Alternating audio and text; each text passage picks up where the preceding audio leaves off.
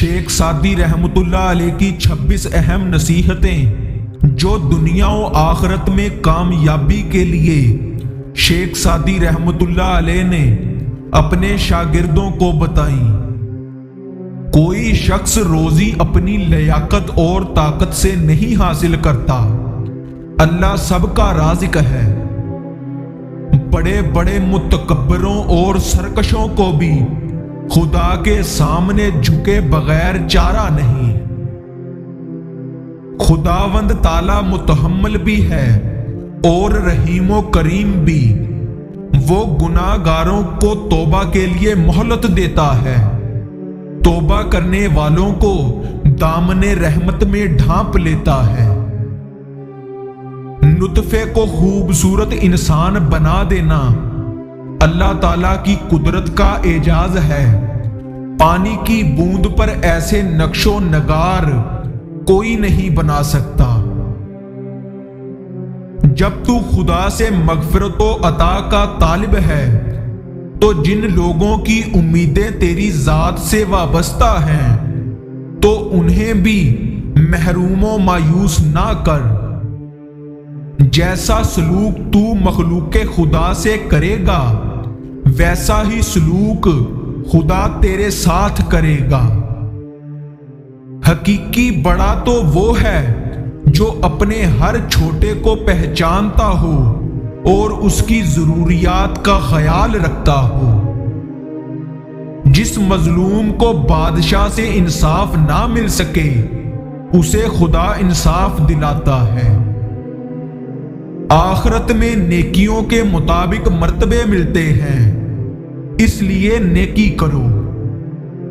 جو شخص کوشش اور عمل میں کوتاہی کرتا ہے پیچھے رہنا اس کا مقدر ہے۔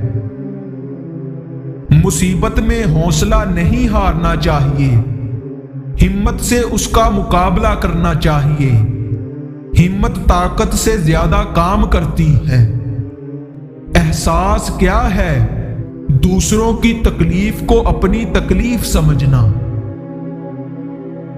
منصف اور عادل کو اللہ اپنے عرش کے نیچے سایہ دے گا۔ آدمی وہ ہے جس کی ذات سے دوسروں کو فائدہ پہنچے، ورنہ پتھر ہے۔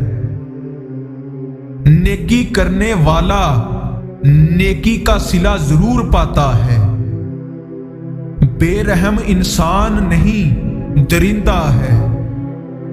نیک نیت کی وجہ سے کام نیک اور بری نیت کی بدولت برا ہو جاتا ہے۔ مظلوم کی تکلیف تو چند ساعت کی ہوتی ہے مگر ظالم ابدی مصیبت میں مبتلا ہو جاتا ہے۔ نصیحت اگرچہ ناخوشگوار ہوتی ہے لیکن اس کا انجام خوشگوار ہوتا ہے۔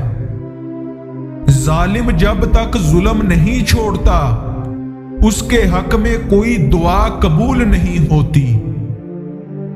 دنیا بے وفا اور انتہائی ناقابل اعتبار ہے۔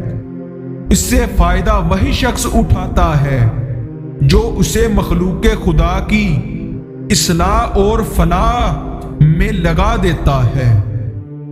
دولت کو صدقہ جاریہ میں لگاؤ، آخرت میں کام آئے گی۔ جیسا سلوک تو مخلوق خدا سے کرے گا ویسا ہی سلوک خدا تیرے ساتھ کرے گا۔ آخرت میں نیکیوں کے مطابق مرتبے ملتے ہیں، اس لیے نیکی کرو۔